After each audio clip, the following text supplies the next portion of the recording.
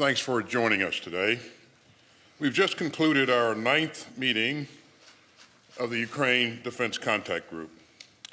I'd like to thank Ukrainian Minister of Defense Reznikov and his team for once again joining us today. Now, next week, the world will mark a grim milestone. It will have been a year since Russia invaded its peaceful neighbor, Ukraine. Our hearts are with the families of all the Ukrainian soldiers killed and wounded, fighting to defend their country, their sovereignty, and their fellow citizens. And we mourn alongside the Ukrainian civilians who have lost children and parents and loved ones as Russia has deliberately attacked civilian targets. Russia has inflicted a year of tragedy and terror on Ukraine. But the people of Ukraine have inspired the world. We deeply admire the resilience of the Ukrainian people and their determination to defend their territory, their sovereignty, and their freedom. And nations of goodwill have rallied together to reject Putin's vision of world chaos, of a world of chaos where tyrants can trample borders and conquer their peaceful neighbors and break the rules of war. And that's what this contact group represents. Together, we have made clear that we will support Ukraine's self-defense for the long haul. And we will move out with the urgency that the moment demands. Earlier this month, the United States announced another round of security assistance for Ukraine. The presidential drawdown announcement included more ammunition for HIMARS. It included 190 heavy machine guns to counter unmanned aerial systems from Russia or Iran, 181 MRAP vehicles, and more than 2,000 anti-tank munitions and other key capabilities. We also added $1.75 billion in Ukraine Security Assistance Initiative funds for critical air defense capabilities, including counter-UAS systems and more. And at today's contact group, we joined again with our valued allies and partners to make sure that Ukraine has what it needs when it needs it.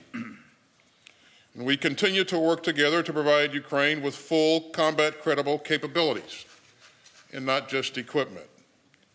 And that's why we discussed synchronizing our donations into an integrated training plan. And you can see the importance of our coordination and our common efforts to meet Ukraine's needs for armor. Among the members of this contact group, we have given Ukraine's defenders more than 8 combat brigades. This includes major contributions from the United States of Strykers and Bradleys and Abrams tanks. It includes the UK's donation of Challenger tanks and the contribution of Senator armored personnel carriers that Canada announced last month. It also includes the refurbished T-72 tanks that the United States, the Netherlands, and the Czech Republic are in the process of delivering, as well as Poland's latest donation of T-72s.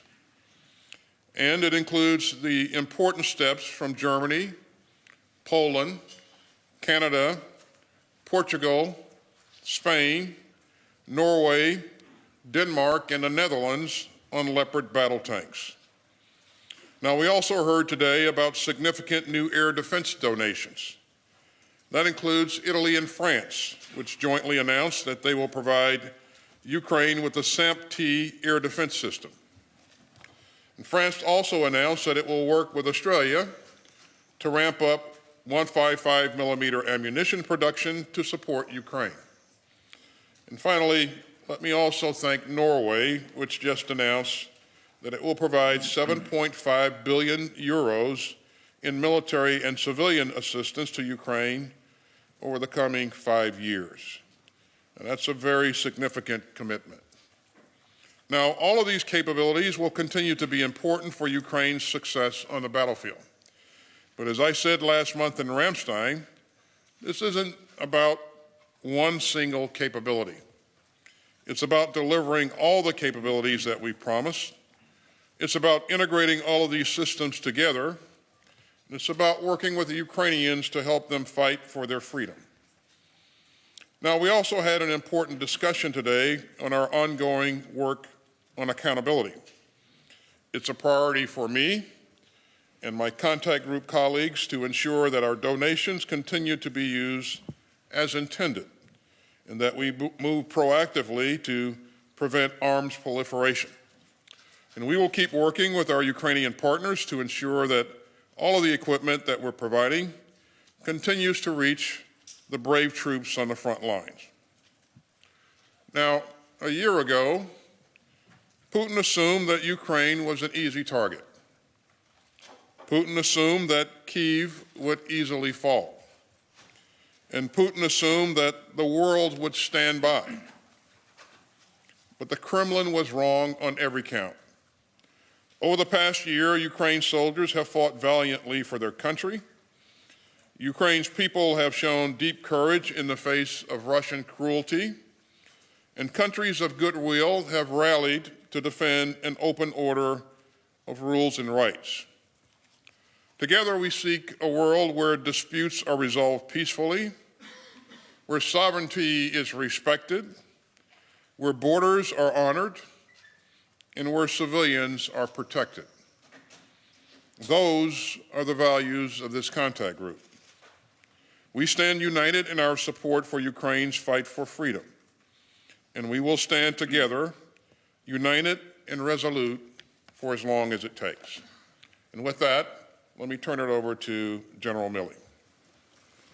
Thank you, Secretary Austin, and thank you for your leadership, leading this ninth successive contact group.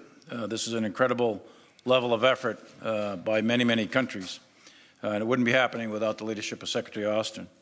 Good afternoon to everyone, and let me start by giving my condolences to the people of Turkey and Syria with the tragic loss of life and suffering that has occurred because of the recent earthquake. Also suffering are the Ukrainian people. We are approaching the one-year anniversary of Russia's illegal invasion of a sovereign nation, the sovereign nation of Ukraine.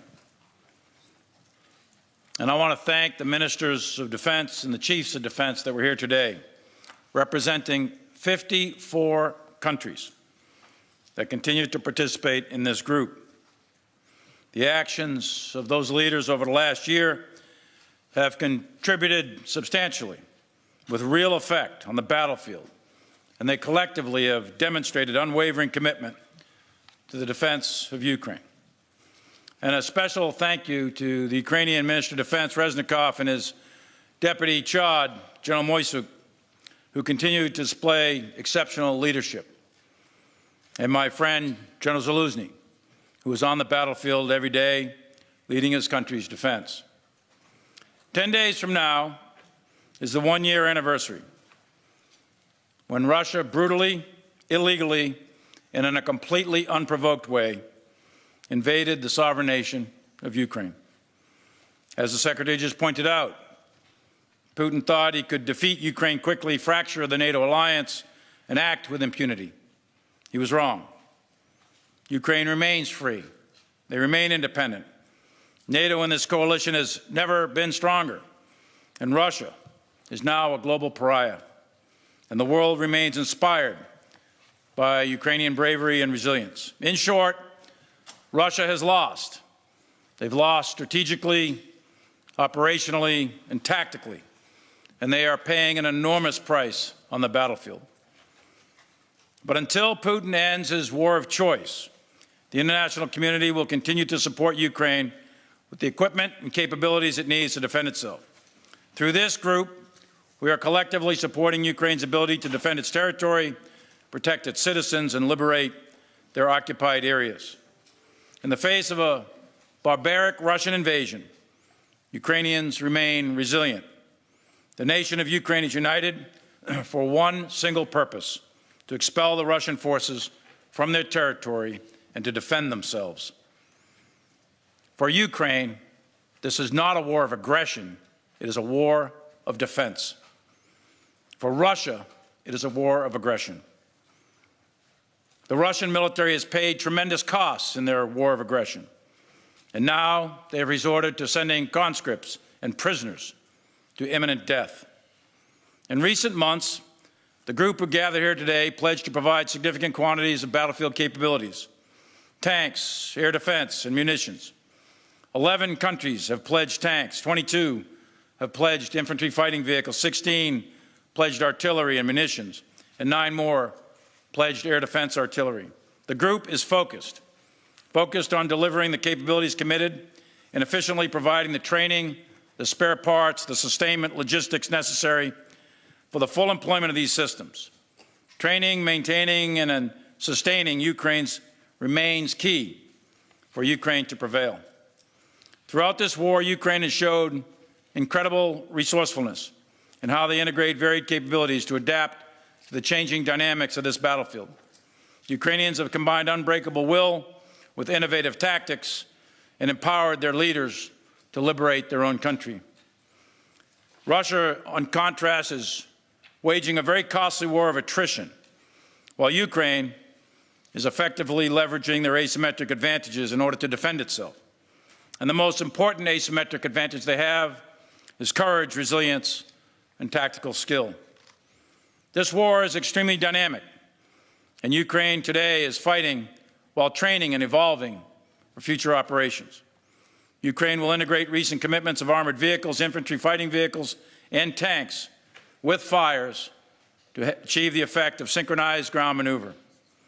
While Russia has waged this war for far too long, they will not outlast the Ukrainian people, nor the group of allies and partners that met today.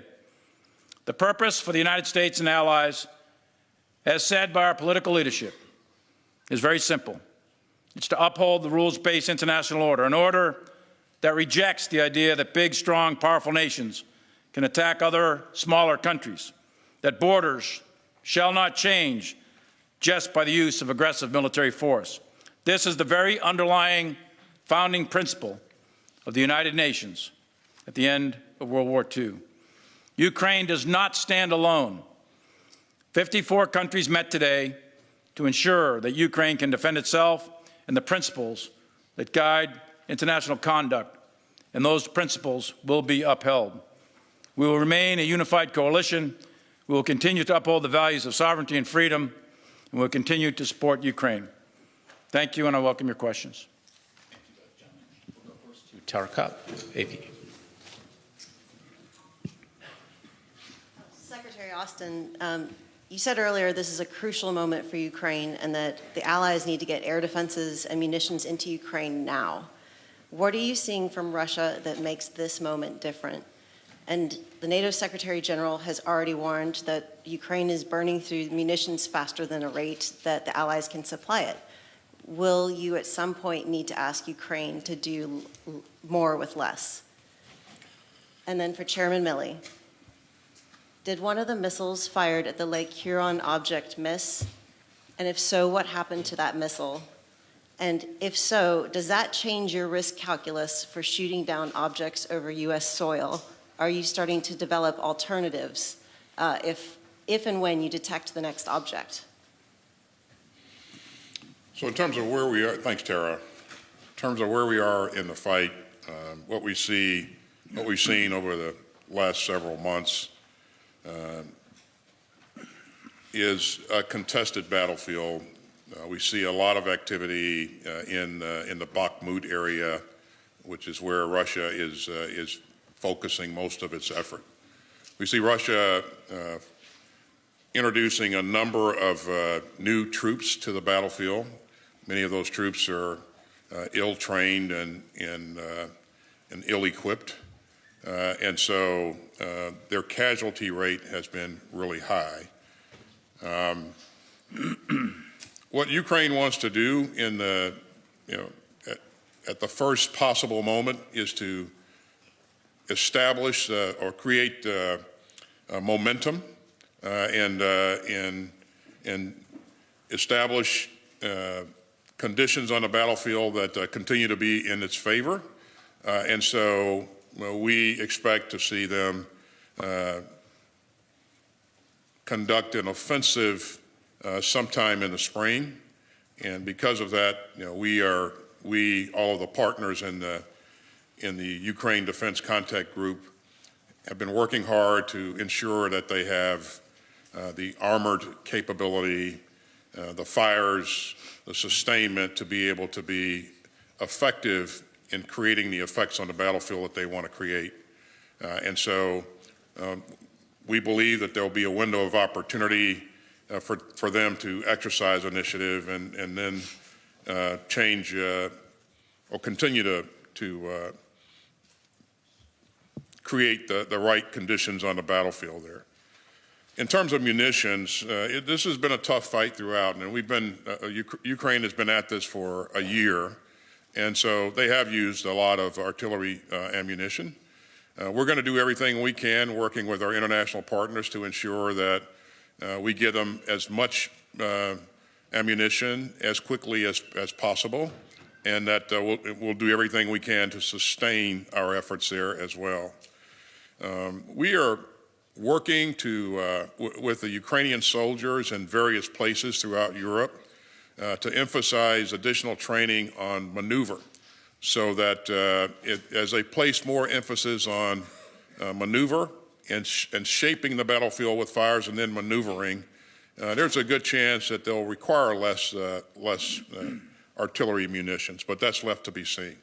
So we're going to do everything we can to make sure that they have what they need to be successful, and that's what we continue to emphasize here in the Ukraine Defense Contact Group, and we think the training will pay additional dividends as well.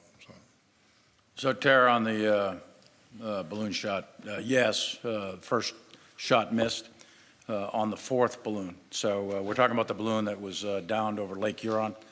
The first balloon, the Chinese spy balloon that went down over the Atlantic on the South Carolina coast, that shot hit. The second one over Alaska, on the north coast of Alaska, that one hit. The third one that landed in the Yukon, that one hit. On the fourth one over Lake Huron, first shot missed, second shot hit. So the most important thing for the American military is to protect the American people. So we evaluate the risk. We evaluate the risk of the balloons themselves. Are they a kinetic threat or not? Yes, no. Are they an intelligence threat? Are they a threat to civil aviation? All those things we go through very, very carefully. We determine what the debris field is likely to be with one of these platforms landing on the Earth's surface or in the water. So we go to great lengths to make sure that the airspace is clear and the backdrop is clear out to the max effective range of the missile.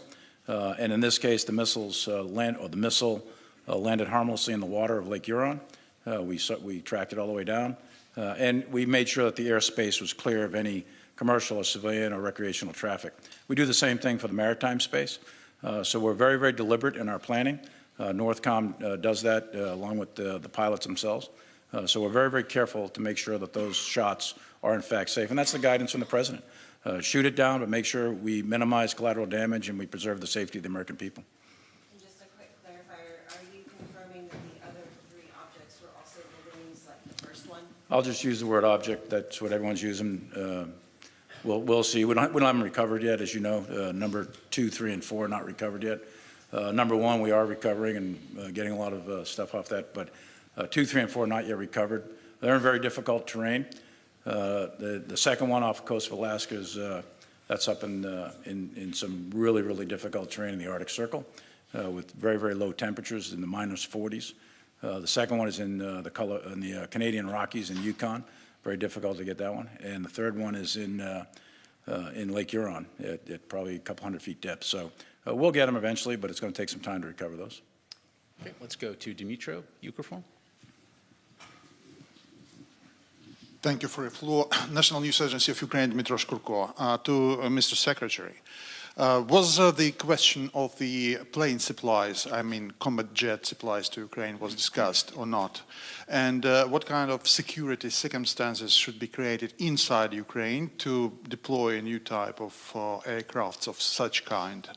Does it mean that that is possible after the integrated air defense system is created? And to General Milley, if I may, what is your risk assessment for supply routes of the delivery of Western equipment and ammunition to Ukraine, and how it could be made more secure? Thank you. So on the issue of aircraft, I don't have any announcements to make on aircraft today. We're going to continue to work with Ukraine to address Ukraine's most pressing needs. Again, you know, they're contemplating an offensive in the spring, and that's just weeks away. And so we have a lot to get done. So if you think about the numbers of systems that we're bringing together, Bradleys, Strykers, Martyrs, CB-90s, 113s, artillery, and the list goes on and on. It's a monumental task to bring all those systems together, get the troops trained on those platforms, and make sure we have sustainment for that for all of those systems, and get those systems into the fight. So that's really the focus of our conversation today. So, Dmytro, lines of communication in warfare and combat are always subject to enemy attack. No different here. And the lines of communication that stretch through the western portions of Ukraine are subject to Russian attack from the air, attack from artillery, attack from special operations forces, et cetera. So the key to ensure that the supplies get through, maintain good operational security, vary your times, don't set patterns, take different routes, and make sure you disperse your force so that you have small penny packets as opposed to one large massive convoy. The security from the Polish border or any other border, Romanian border, anywhere, that security is part of the security plan for the Ukrainian armed forces. They pick the stuff up and they do that. And they practice all the good tactics, techniques, and procedures that I just described. I would say it's not without risk, but it's moderate, and it's been successful so far to get through. Okay. Let's go to Felicia Schwartz, Financial Times. Thank you. First, for Secretary Austin, we've heard from Western officials that Russia's Air Force is well intact and that the Russians are preparing to launch an air campaign as its land forces are depleted. Where is Russia amassing aircraft ahead of the offensive? How soon could this begin? Has this hastened the need to provide air defense to Ukraine? And has enough assistance been provided so that Ukraine is ready to defend against it? And then for Chairman Milley, does Russia have the right equipment to pose a threat to the Ukrainians and break through in the Donbass? And separately but relatedly, is Ukraine going to get enough equipment and enough time and have a big enough force on the ground to be able to have a serious counteroffensive? Thanks, Felicia. In terms of whether or not Russia is massing its aircraft for some massive aerial attack, we don't currently see that. We do know that Russia has a substantial number of aircraft in its inventory and a lot of capability left. That's why we've emphasized that we need to do everything that we can to get Ukraine as much air defense capability as we possibly can. And recently, you've seen us step up and offer Patriots. You've seen other countries come forward with SAMP-T and IRIS-T, but it's not enough, and we're going to keep pushing until we get more because that threat is out there. But again, many countries have stepped up to the plate thus far. Our effort currently is to get these capabilities into country as quickly as we can, and then integrate those capabilities so we truly have an integrated air and missile defense capability. And I would add that Ukraine's done a credible job of intercepting a lot of the rockets and missiles that have been launched by Russia in those recent attacks. But again, we want to make sure that they have the ability to protect themselves going forward in the event that Russia tries to introduce its air force into this fight. They haven't done so thus far because Ukraine's air defenses have been pretty gosh darn effective, as you know. So, Felicia, on whether or not the Russians have the capability and equipment, et cetera, to continue the attack in the Donbass, they are attacking in the Donbass right now. Their progress is slow. It's a war of attrition. They're taking heavy casualties. Their leadership and morale is not great, and they're struggling mightily. However, they do have numbers, and as you know, President Putin did a call-up of several 100,000, and those folks have been arriving on the battlefield. So they do have numbers, and whether or not they're successful in pressing the fight, that remains to be seen. But that fight has been going on, and it's a slow, grinding battle of attrition in that general area. For the Ukrainians, I don't want to project forward what the Ukrainians may or may not do. As you know from this particular conference here, we are plussing them up with a significant amount of capabilities with ground maneuver, artillery, et cetera. What they do with that, that'll be up to the Ukrainians in the coming weeks and months. We have time for one more. Let's go to Marcus Price, ARD Television. Thank you very much. One question to Secretary Austin about the stance of the U.S. when it comes to delivery of fighter jets. And President Biden said no to the delivery of F-16. Also earlier in the conflict, when Poland offered to deliver MiG-29 via Ramstein to Ukraine, I think the U.S. stopped it. Has this position evolved? Do you encourage countries to do so if they want to? Or do you assess the risk is too high? So what is the U.S. position on other countries delivering fighter jets? And to Chairman Milley, the Russian offensive we're seeing, what do you see so far? Is this very serious? Is it different than what we saw in the past? And do you have any intelligence whether we are going to see another attempt of the Russian forces to capture Kiev? Thank you.